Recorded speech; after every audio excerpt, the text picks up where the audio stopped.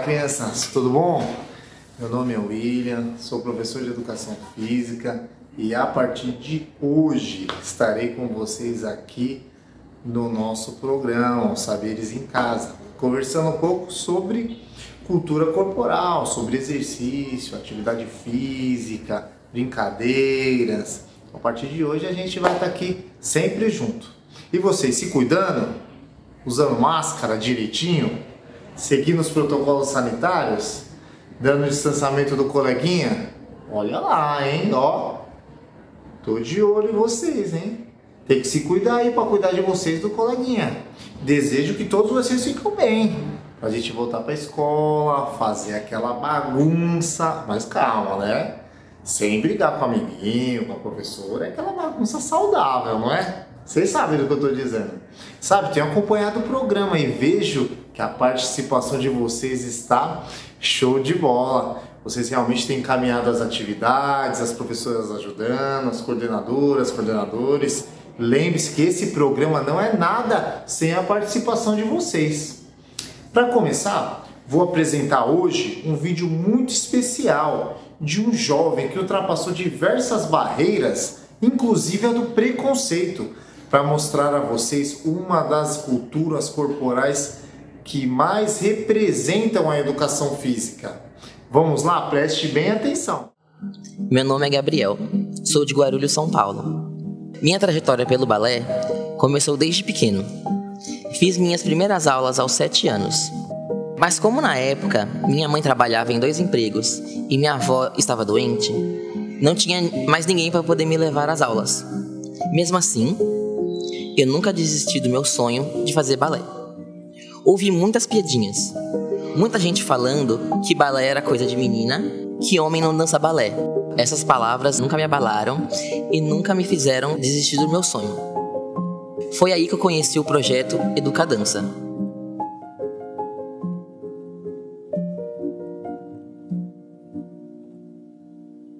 Eu fui muito bem recebido, acolhido e certo de que é aqui onde eu devo estar, dançando.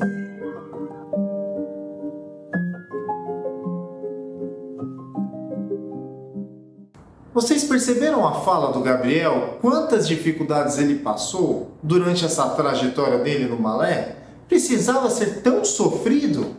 Não podia simplesmente praticar uma atividade física que ele gostava e acredita ser importante para o seu desenvolvimento, tanto físico quanto pessoal, ou seja, o desenvolvimento para a sua vida? Ele queria dançar. Ele não pode ser quem ele deseja ser, de fato quem? Um bailarino? Ainda bem que ele encontrou espaço para realizar o seu sonho e foi bem acolhido lá no projeto Educadança. Precisamos lembrar que o prazer de praticar uma atividade física é o principal sentimento e sensação proporcionada por quem? Pela educação física, principalmente aquela na escola. A competição, que às vezes é tão valorizada na escola, para que serve de fato? Serve para excluir grande parte dos nossos colegas, dos nossos amigos. Principalmente aqueles que não demonstram tanta aptidão para alguns esportes, como o futebol, o basquete, o handebol, e faz as aulas de educação física ser uma prática do quê? De sofrimento. Ao invés de se divertir, para eles acaba sendo uma tortura. Já parou para pensar nisso? Por que muitas crianças não querem fazer aula de educação física? Todos temos o direito de praticar atividade física na escola, mas do nosso jeito, sem a necessidade de ser igual ao outro. Temos o direito de conhecer e vivenciar todas as atividades na escola. Lembre-se que cada criança tem aptidão para alguma área, que não necessariamente é para o esporte. Algumas podem ser também boas no futebol, no basquete, na dança, como podem ter outras que acabam sendo boas em outras áreas, em matemática, em português.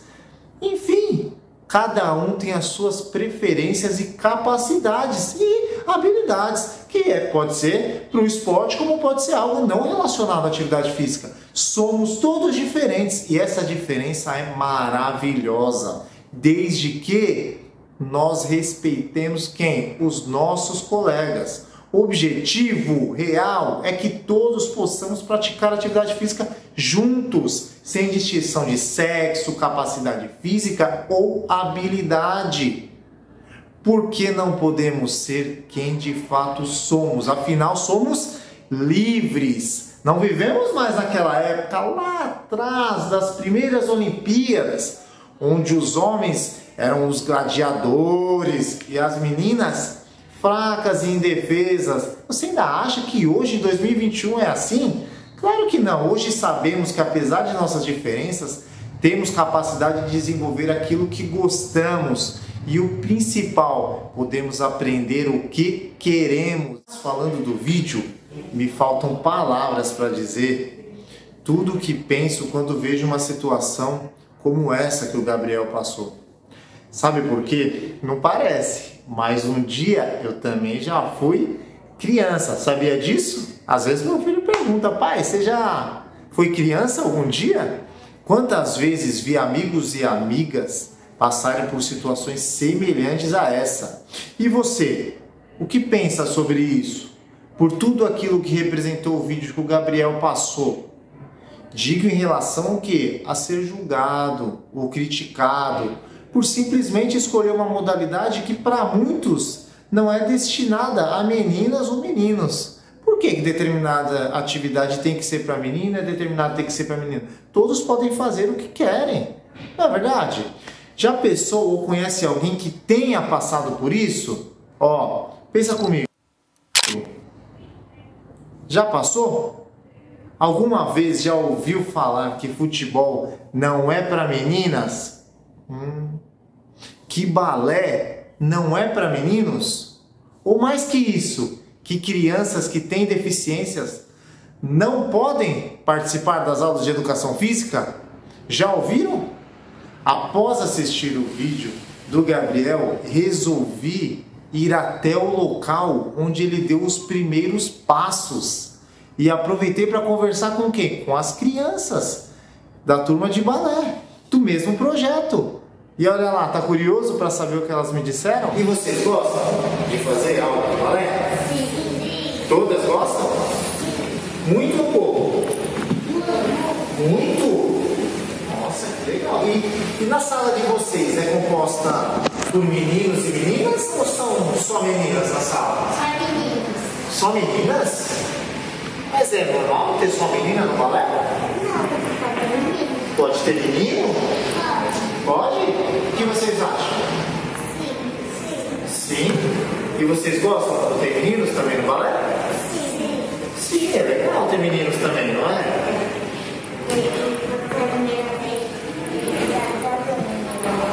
Ah, a primeira vez tinha um menino, mas ele não está vindo mais?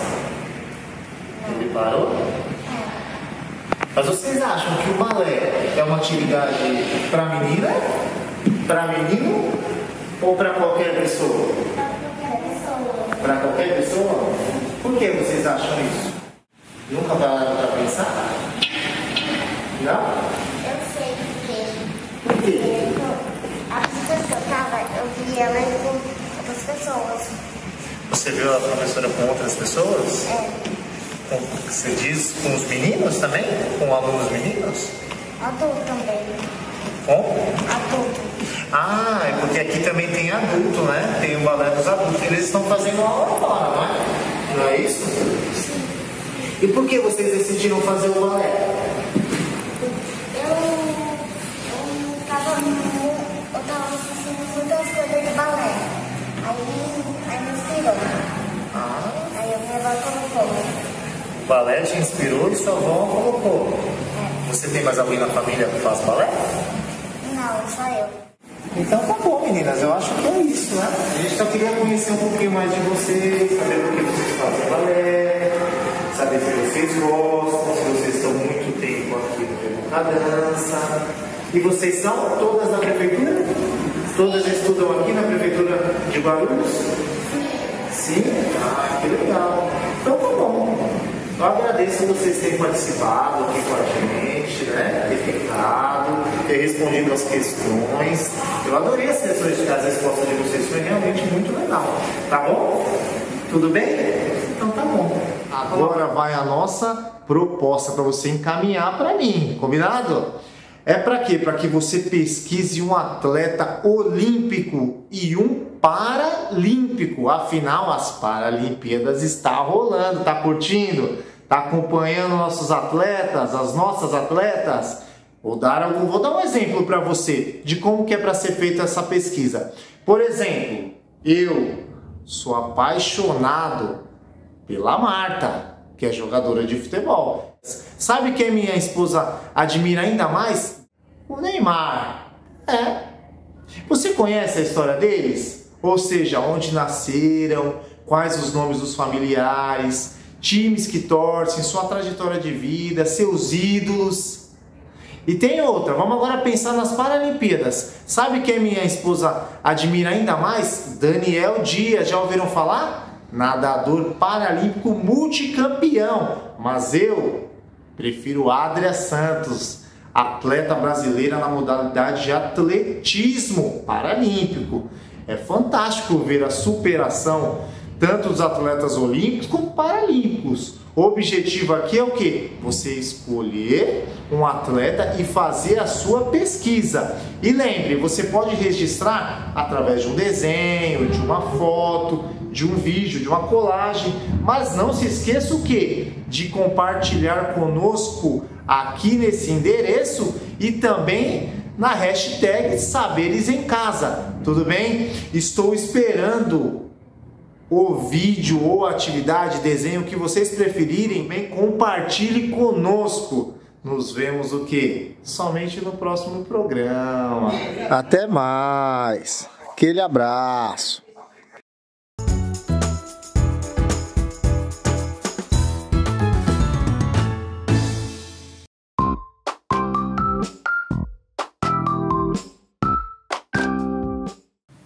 Olá, crianças, tudo bem com vocês? Eu sou a professora Thalita e está começando mais um programa Além das Letras. No programa passado nós falamos sobre a cidade que nós moramos, que é a cidade de Guarulhos. Muito bem, a cidade de Guarulhos tem muitos bairros, tantos que eu nem conheço todos. Andando pelas ruas da cidade, vendo tudo que Guarulhos tem, vamos usar a nossa imaginação e pensar o que nós podemos propor para que a cidade seja ainda melhor ou para que a cidade melhore. A primeira ideia para Guarulhos é ter um lugar para os idosos se divertirem. Minha segunda ideia para Guarulhos é ter um museu de história de quadrinhos. Minha terceira ideia para Guarulhos é ter um mercado onde que pessoas com pouco dinheiro possam ir mais barato. Eu quero receber de vocês tanto a postagem quanto, se vocês puderem, um e-mail. Pode até ser um e-mail junto com os amigos da sua turma. A sua professora e o seu professor podem ajudar nessa tarefa. A história de hoje é O Reizinho Mandão, de Ruth Rocha. Eu vou contar para vocês uma história que meu avô sempre contava.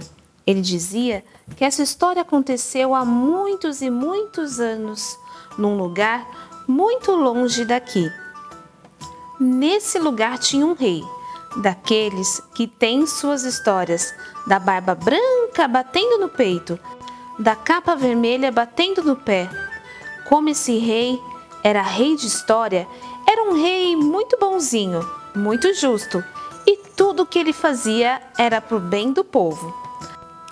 Vai que esse rei morreu, porque ele era muito velhinho, e o príncipe, filho do rei, virou rei naquele lugar. O príncipe era um sujeitinho muito mal educado, mimado, daqueles que as mães deles fazem todas as vontades e eles ficam pensando que são os donos do mundo. Eu tenho uma porção de amigos assim. Querem mandar nas brincadeiras, querem que a gente faça tudo o que eles gostam.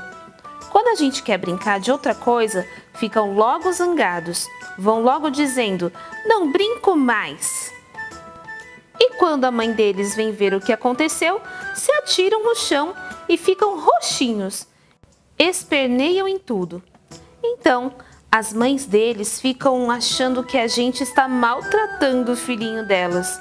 Então, como eu estava contando, o tal do príncipe ficou sendo o rei daquele país. Precisava ver que reizinho chato que ele ficou, mandão, teimoso, implicante, xereta. Ele era tão xereta, tão mandão, que queria mandar em tudo o que acontecia no reino. Quando eu digo tudo, era tudo mesmo. A diversão do reizinho era fazer leis e mais leis. E as leis que ele fazia eram as mais absurdas do mundo. Olhem só essa lei. Fica terminantemente proibido cortar a unha do dedão do pé direito em noite de lua cheia. Agora, por que é que o reizinho queria mandar no dedão das pessoas? Isso ninguém jamais vai saber. Outra lei que ele fez: é proibido dormir de gorro na primeira quarta-feira do mês. Agora, por que é que ele inventou essas tolices? Isso ninguém sabia. Eu tenho a impressão de que era mesmo mania de mandar em tudo. Os conselheiros do rei ficavam desesperados, tentavam dar conselhos a ele, que afinal é para isso que os conselheiros existem. Eles explicavam que um rei tem de fazer leis importantes para tornar o povo muito feliz. Mas o reizinho não queria saber de nada. Era só um conselheiro qualquer abrir a boca para dar um conselho e ele ficava vermelhinho de raiva. Batia o pé no chão e gritava de maus modos: "Cala a boca! Eu é que sou o rei! Eu é que mando!" Podia ser ministro, embaixador, professor, e tantas vezes ele mandava que o papagaio dele acabou aprendendo a dizer "cala a boca" também. Tinha horas que era até engraçado. O reizinho gritava "cala a boca" de cá e o papagaio gritava "cala a boca" de lá. As pessoas então foram ficando cada vez mais quietas, cada vez mais caladas. É que todo mundo tinha medo de levar pito do rei. E de tanto ficarem caladas, as pessoas foram esquecendo como é que se falava.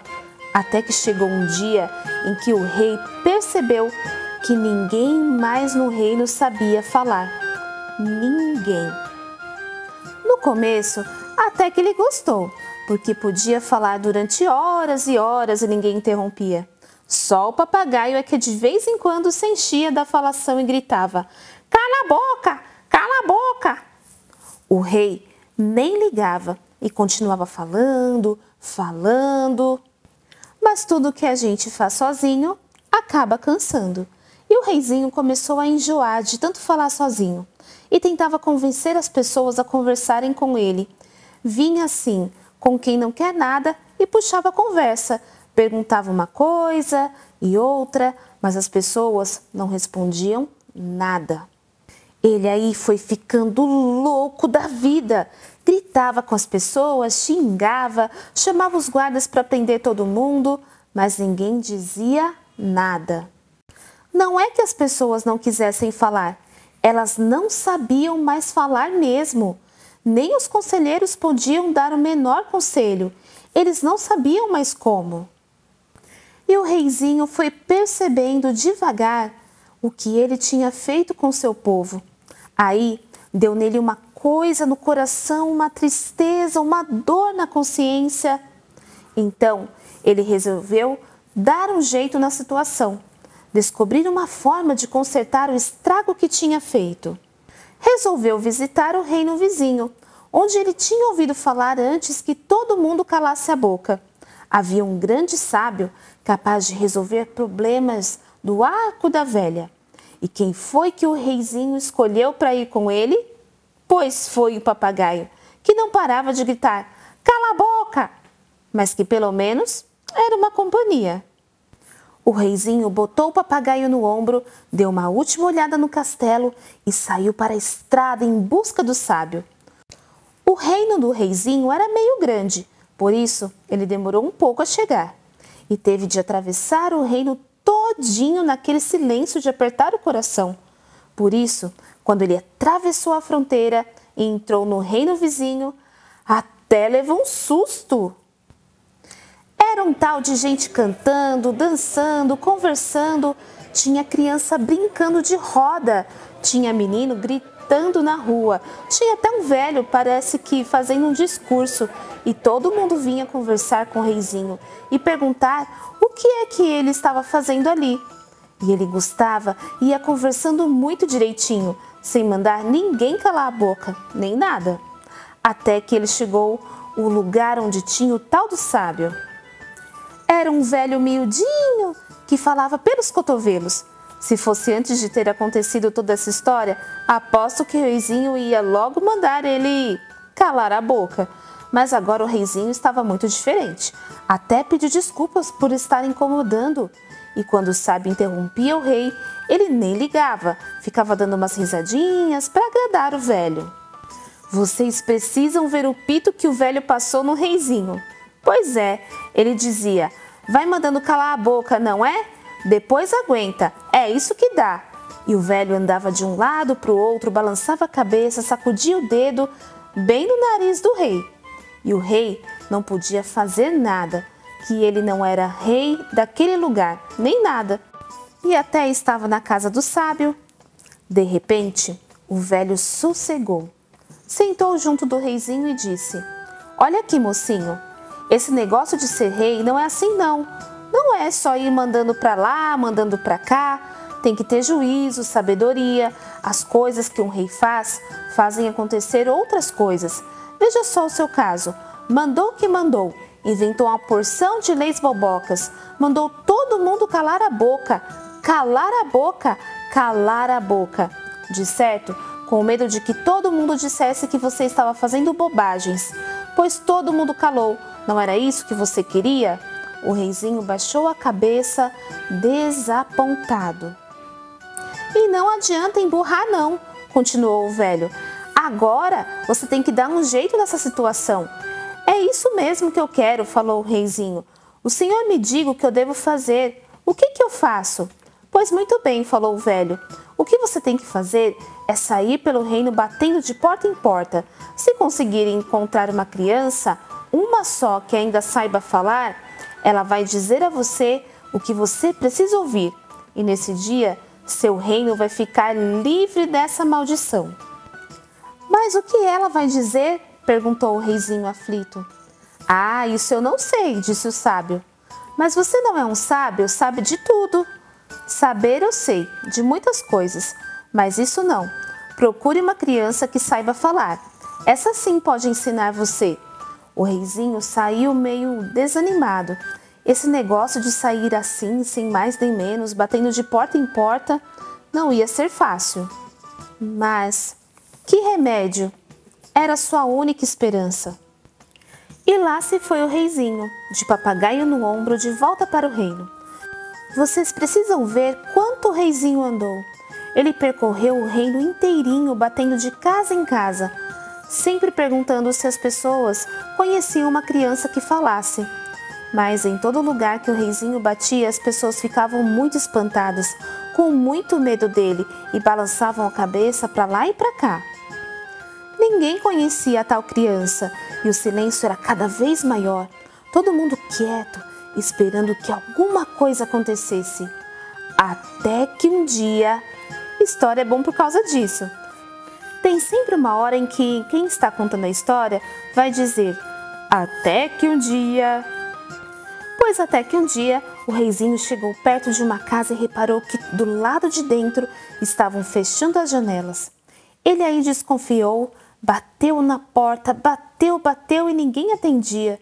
Mas o reizinho percebeu que tinha gente em casa e bateu mais e mais e começou a gritar: não adianta fingirem que não tem ninguém. Eu não saio daqui se não abrirem. Aí a porta da frente foi abrindo devagarinho e apareceu uma velha. O reizinho fez a mesma pergunta que ele fazia em todo lugar. Por favor, minha senhora, nesta casa não existe uma criança que ainda saiba falar? A velha sacudiu a cabeça, assustadíssima, fazendo sinais para o reizinho ir embora. E olhava para dentro amedrontada, como se estivesse escondendo alguma coisa. O reizinho ficou desconfiadíssimo com a atitude da velha. Então ele empurrou a porta e foi entrando porque, como eu contei, ele era muito mal educado e ia entrando na casa dos outros mesmo sem convite. Lá no fundo, meio no escuro, tinha uma menininha magrinha, de trança comprida e de avental xadrez. Aí o reizinho foi indo na direção da menina, parou perto dela e perguntou, com uma vozinha toda macia: "Então, linda menina, não vai me dizer alguma coisa?" A menininha nada. "Como é, minha flor? Diga alguma coisa para o seu rei ouvir. Anda!" A menininha nada. Mas o reizinho, que estava muito desconfiado, ficou vermelhinho de raiva e desmascarou. "Olha aqui, minha filha, eu sou o rei, sabia? Trate de dizer alguma coisa, já já." A menininha não disse nada, mas o papagaio, ouvindo a voz antiga do reizinho, arrepiou-se todo e gritou: "Cala a boca, cala a boca, cala a boca!" Quando o papagaio disse isso, precisava ver a cara da menininha. Ela ficou vermelhinha também, arregalou uns olhos muito brilhantes e gritou com toda a força: "Cala a boca, já morreu! Quem manda na minha boca sou eu!" No mesmo instante, ouviu-se um estalo como se fosse um trovão e começou um barulho estranho que há muito tempo ninguém escutava. Eram vozes e mais vozes que vinham de todos os lados, de perto e de longe. Fortes e fracas, de homens, de mulheres, de crianças, cantando, falando, gritando e rindo. Eram canções de roda, de amor, de brincadeira e música de banda, de fanfarra, de orquestras. O reizinho foi ficando assustado, amedrontado, perturbado com todo aquele barulho, com toda aquela alegria. Tapou os ouvidos com as mãos, mas não adiantou. O barulhão foi deixando o reizinho apavorado, até que ele não aguentou mais e saiu correndo pela estrada. O fim dessa história meu avô não sabia. Uns contam que o reizinho ficou com tanta raiva, com todo mundo dizendo tudo o que pensava, que fugiu para longe e nunca mais voltou. Outros dizem que ele desistiu de ser rei e que deixou o lugar para o irmão dele. E há quem diga que quando o encanto se desfez, o reizinho virou sapo e anda por aí pulando, coachando e esperando que alguma princesa dê um beijo nele e ele vire rei de novo. Por isso, se você é uma princesa, vê lá, hein? Não vá beijar nenhum sapo por aí, porque os reizinhos mandões podem aparecer em qualquer lugar. Fique agora com a nossa proposta do dia. Além das letras, proposta do dia, data 15/9, 15 de setembro. Queremos conhecer as suas propostas. Que tal escrever um e-mail ou gravar um vídeo com propostas de melhoria para a cidade? Caso você prefira, poderá fazer um desenho também. Hashtag Saberes em Casa, Portal SE. O e-mail é esse, além das letras 2021@gmail.com. Nosso programa está acabando, mas eu te espero no próximo programa. Tchau, tchau!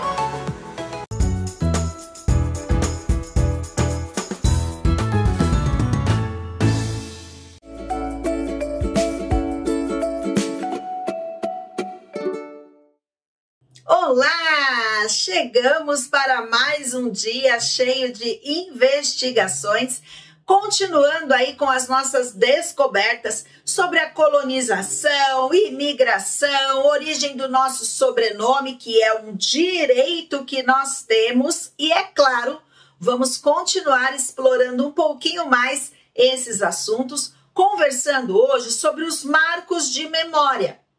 No programa anterior, eu te mostrei algumas imagens e nós fomos conversando sobre as preferências dessas pessoas em ocuparem regiões específicas do nosso país. Por exemplo, a região sul, ela é mais fria, é a região do nosso país que tem uma estação fria muito mais marcante, por causa da sua posição, sua localização geográfica. Então, os povos europeus, quando vieram para o Brasil, quando tornaram-se aí imigrantes e ocuparam aqui o nosso país, eles têm preferência por essas regiões mais frias. Sabe por quê? Porque lá na Europa faz muito frio, lá chega a nevar. Então você imagina como essas pessoas iam sofrer para se adaptarem a um clima, por exemplo, semelhante ao da região Nordeste. Lá é muito calor.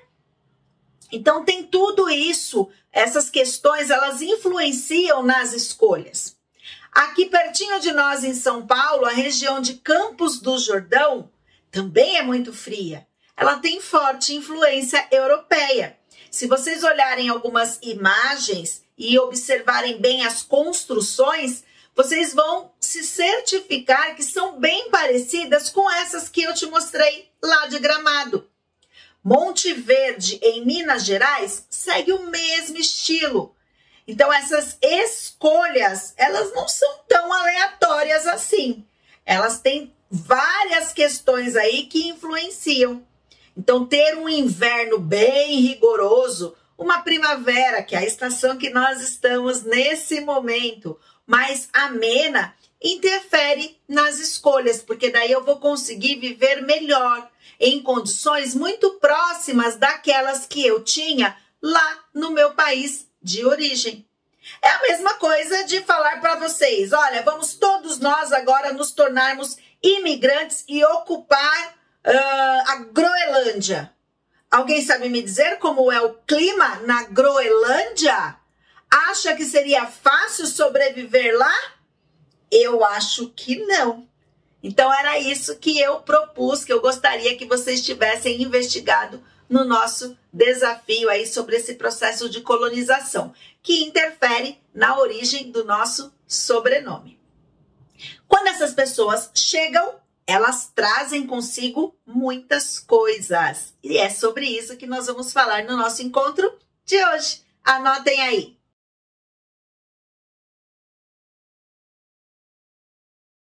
Então vamos lá. Para te ajudar a compreender isso que eu acabei de te explicar e ao mesmo tempo observar esses marcos de memória que fazem, que as pessoas trazem quando elas migram de um lugar para o outro, eu trouxe aqui uma proposta onde nós vamos observar uma imagem e aí vocês vão tentar descobrir de onde é essa imagem ou, sendo um marco de memória, o que ela representa. Junto com isso, vou mostrar para vocês o mapa mundi. Nós já utilizamos o mapa mundi em outros programas para que vocês consigam ver aí a localização desses países e conseguirem mais uma vez compreender por que essas preferências e por que levar tantos marcos de memória para esses locais quando todas as pessoas resolvem mudar aí de um país para o outro. Vamos lá? Então, vem comigo. Então, vamos lá. Olha, eu vou mostrar aqui para vocês algumas imagens e nós vamos associá-las como marcos de memória, para que vocês possam entender tudo que nós consideramos como um marco de memória, tá bom? Então, vamos lá. Primeiro item que a Pro vai puxar aqui são estátuas. Então, nós temos espalhadas aí por todas as cidades muitas estátuas que foram construídas para homenagear alguma situação específica. Então, essas estátuas podem ser comemorativas, como também podem representar um marco de memória. Então, aqui a Pro está trazendo uma representação do fim da escravidão. Então, nós temos em muitos locais estátuas, monumentos que foram construídos para celebrar o fim da escravidão no Brasil. Então, as estátuas, os monumentos, eles podem ser considerados marcos de memória.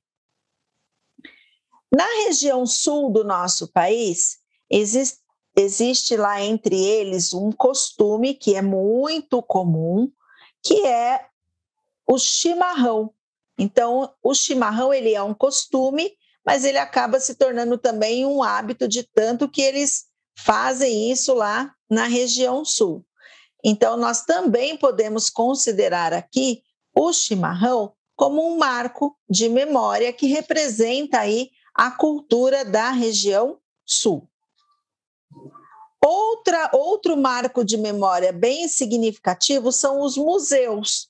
Então, aqui eu trouxe uma foto de um museu, que não é o museu do imigrante, mas é um museu que representa também um marco de memória. Na verdade, o museu ele vai trazer aí um conjunto de marcos de memória, representando aí a cultura, o desenvolvimento e a história de um povo. Tá bom? Aqui eu coloquei para vocês também as construções. Então, além das estátuas, né, dos monumentos ali, nós temos as construções, que são marcos de memória. Então, existem alguns locais que a construção ela se torna um patrimônio, você não pode mexer, não pode tirar, porque ela representa a memória, a história daquela região. E aqui a Pro está marcando também o processo de adaptação e estou mostrando para vocês o mapa mundi. E por que aqui nós temos um marco importante aí nesse processo todo? Porque as pessoas, quando elas resolvem migrar de um lugar para o outro, não que isso seja um marco de memória, tá? Mas essas escolhas que elas fazem não são escolhas aleatórias, são escolhas que dependem de todo esse processo de adaptação. Então, vocês imaginem, olha só que eu vou mostrar aqui. Vocês imaginem uma pessoa que mora aqui, nessa parte de cima, deixa para eu pegar o lápis aqui, para ir marcando com vocês, que fica mais fácil. Imagina uma pessoa que mora aqui, ó, nessa região que eu estou fazendo a setinha, que é uma zona climática da Terra chamada Zona Temperada Norte. Então, essas faixas que vocês estão vendo aí, elas representam a divisão climática do nosso país.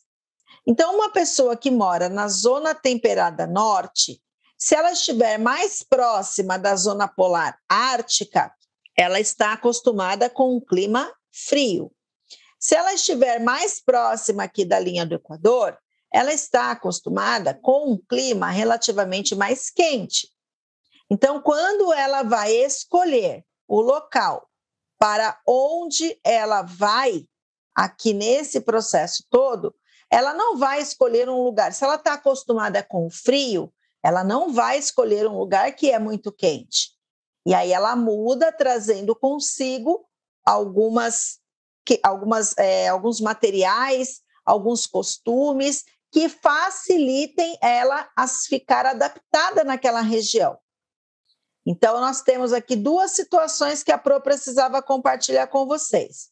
Primeiro, a explicação do que são esses marcos de memória, que eles são registros da história de um povo. E, além disso, além de carregarem aí os marcos de memória para os diferentes lugares, nós temos também uma necessidade de adaptação que está relacionada com o local onde a pessoa já morava e a busca por condições aí que sejam pelo menos próximas daquilo que elas tinham no seu lugar de origem. Tá bom? Agora espera um pouquinho que a Pro já volta.